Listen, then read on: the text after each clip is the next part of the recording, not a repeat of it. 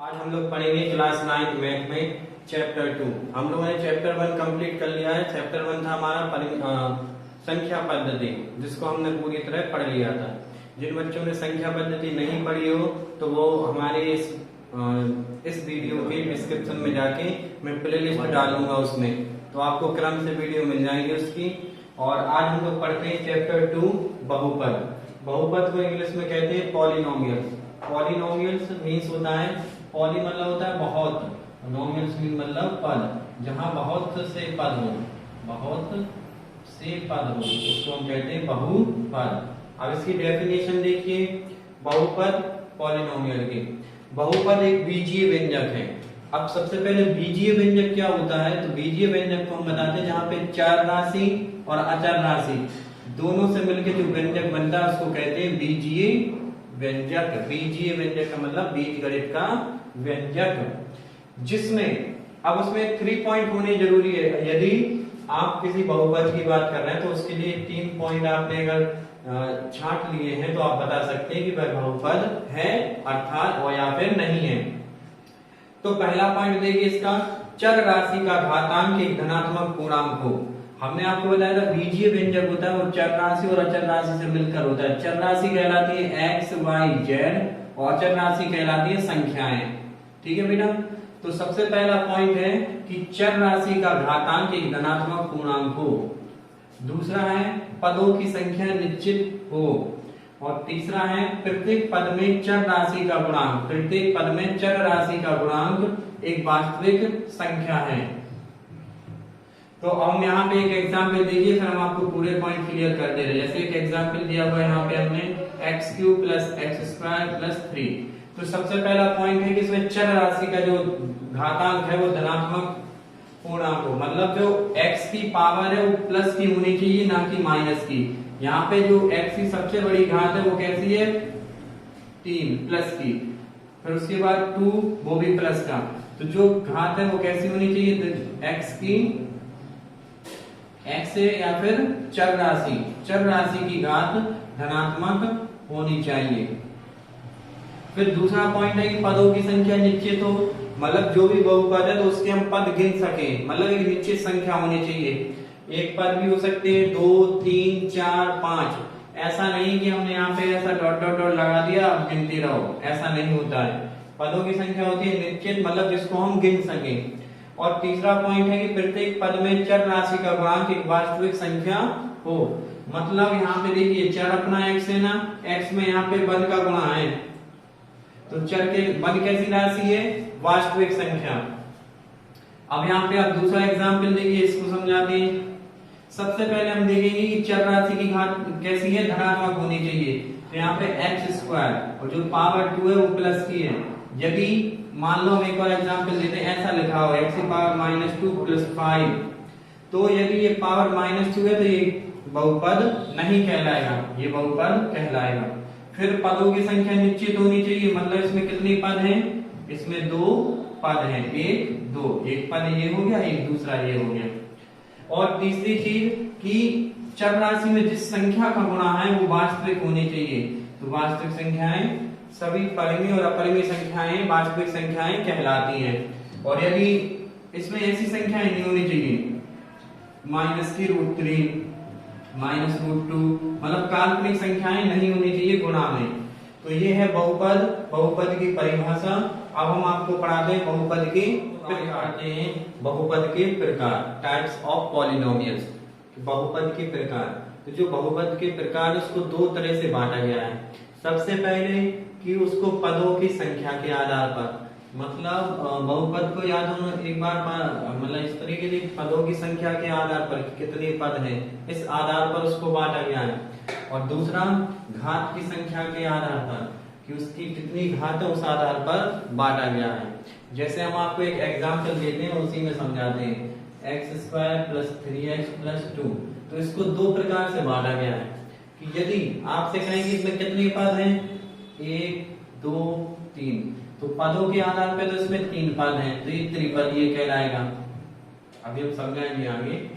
और यदि हम आपसे कहें कि इसमें घात कितनी है, तो जो इसकी सबसे बड़ी घात होती है वो बहुपद की घात कहलाती है। तो इसकी सबसे बड़ी घात कितनी है 2। तो यदि हम इस पे कहें घात के आधार पे कौन से प्रकार का, तो इसकी घात 2 है, तो ये द्विघातीय बहुपद है। अब आगे आइए हम आपको एक एक करके समझाते हैं। पहले पदों की संख्या के आधार पर वर्गीकरण, और फिर हम आपको घात की संख्या के आधार पर वर्गीकरण बताते हैं। सबसे पहले यदि एक पद है तो उसको हम कहते हैं एक पदी बहुपद। इंग्लिश में इसको कहते हैं मोनोमियल। जैसे x² ax 3y, मतलब जिसमें केवल पदों की संख्या एक है उसको हम कहते हैं एक पदीय। इसी तरीके से द्विपदीय, जिसमें पदों की संख्या 2 होती है। इसमें पदों की संख्या 1 होती है, इसमें पदों की संख्या 2 होती है। यदि पदों की संख्या 2 है तो उसको हम कहते हैं द्विपदीय। जैसे देखिए एग्जांपल ax + b, 1 और 1 मिलके कितने पद हो गए 2। x² + 5x मिलके 2 पद हो गए। इसी प्रकार x⁴n + 3, तो ये हो गया बहुपद। कौन सा बहुपद? द्विपदी बहुपद। अब देखिए त्रिपदी बहुपद, सीधी सी बात है, जिसमें 3 पद होंगे उसको हम कहेंगे त्रिपदी बहुपद। देखो इसमें ax + by + c, ये 3 पद है ना, तो इससे बन गया ये त्रिपदी है। एक और x² + bx + c, ये कहलाएगा त्रिपद। तो इनमें 3 पद है तो इसको कहा त्रिपदी। अब एक और आता है अचर बहुपद। अचर बहुपद का मतलब है जिसमें चर नहीं आता हो। चर का मतलब जिसमें x y नहीं आते हो, तो यहाँ पे केवल संख्या आती हो। अचर का मतलब होता है संख्या। देखिए यहाँ पे 56 -45 3/2, ये सब कैसी संख्याएं? अचर। और इसी को हम कहेंगे अचर बहुपद। इसमें कहीं आपको x y तो नहीं दिखाई दे रहा है। अब अगला है शून्य बहुपद। शून्य बहुपद को कहते हैं जीरो पॉलिनोमियल। तो यहाँ पे शून्य बहुपद का मतलब आप लोग पहले ही समझ गए होंगे, जिसकी वैल्यू शून्य हो। यहाँ पे 0 है उसको हम कहते हैं शून्य बहुपद। अगर हम आपको लिख के दिखाएंगे बहुपद कैसे लिखा जाएगा, तो इस प्रकार से 0x² + 0x + 0, सबकी वैल्यू कैसी होगी 0। एक और देखिए 0x + 0, इसकी वैल्यू कितनी होगी 0। तो ये तो हो गए आपके पदों की संख्या के आधार पर वर्गीकरण। अब आपको दूसरा प्रकार है घात की संख्या के आधार पर वर्गीकरण। तो सबसे पहले आते हैं बहुपद की घात क्या होती है। तो जो बहुपद की सबसे बड़ी घात होती है उसको हम कहते हैं बहुपद की घात। देखिए एक एग्जांपल दिया हुआ है x² + 3x - 4। यदि हम इसमें ऐसा लिख रहे हैं x⁴ प्लस और लगा दें, तो अब इसमें अगर हम इसको गिने तो पदों के आधार पर इसमें 4 पद हैं, और यदि हम घात के आधार पर गिने तो इसकी सबसे बड़ी घात कितनी है 3। तो इसको हम कहेंगे त्रिघातीय बहुपद। तो याद रखना, जिसमें घात वाला होता है उसमें घात लगा होता है, और जिसमें पदों के आधार पर होता है उसमें पद लगा होता है। अब रेखिक बहुपद, जिसकी घात 1 होती है, जिस बहुपद की घात 1 होती है उसको हम कहते हैं रेखिक बहुपद या लीनियर पॉलिनोमियल। जैसे एग्जांपल देखिए 3x + 2, तो हमें यहाँ पे x की घात देखनी है, चर राशि की घात देखनी है। तो यहाँ पे x की घात कितनी है 1, और जिसकी घात 1 होती है उसको हम कहते हैं रेखिक बहुपद। दूसरा है द्विघातीय बहुपद। द्विघातीय बहुपद में क्या होगा, जिसकी घात 2, जिस बहुपद की घात 2 हो। जैसे एग्जांपल देखिए x² + 1, यहाँ पे x² + 1 है, यहाँ पे x की पावर कितनी है 2, तो इसको हम कहते हैं द्विघातीय बहुपद। एक और एग्जांपल देखिए 3x - x + 2, यहाँ पर x की पावर 2 है, तो इसलिए इसको कहते हैं द्विघातीय बहुपद। और त्रिघातीय में क्या होगी, जिसकी घात 3 हो। द्विघातीय में घात 2 होनी चाहिए और त्रिघातीय में घात 3। तो यहाँ पे देखिए एक एग्जांपल 3x³ + 1, यहाँ पे x की पावर 3 है ना, तो इसको हम कहेंगे त्रिघातीय बहुपद। और x³ - 4x + 5, यहाँ पे x की पावर कितनी है 3, तो ये क्या कहलाएगा त्रिघातीय बहुपद। अब ये आपका बहुत मोस्ट इंपॉर्टेंट टॉपिक है। बहुपद भी आपके लिए हमें मतलब इसके आगे भी आपको ये बहुत इंपॉर्टेंट रहेगा, तो इसको अच्छे से समझ के अपनी कॉपी पे नोट कर लीजिए। और इसी तरह इसको आप फिर से एक बार अपने कॉपी में लिखने के बाद खुद अपने हाथ से एक ऐसी सारणी बनाना जिससे आपको ये बहुत अच्छी तरीके से याद हो जाए। ठीक है, अब देखते हैं हम लोग अगला टॉपिक है बहुपद के शून्य, जीरोस ऑफ पॉलिनोमियल। बहुपद के शून्य क्या होते हैं? तो बहुपद के शून्य होते हैं कि यदि हमें कोई बहुपद दिया हुआ है, जैसे मान लिया हमने x + 3 हमें बहुपद दिया हुआ है, तो इस बहुपद का वह मान मतलब चर राशि का वह मान जो इस बहुपद को जीरो कर दे, शून्य कर दे, उसको हम कहते हैं बहुपद का शून्य। अब आपको ऐसे समझ में नहीं आया होगा तो हम बता रहे हैं, आपको एक पॉलिनोमियल दिया हुआ है मतलब बहुपद, तो यहाँ पे हम इसको px मान लेते हैं। px का मीन्स होता है polynomial of x, polynomial of x,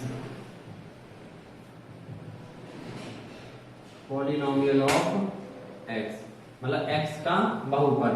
तो हमने इसको मान लिया px।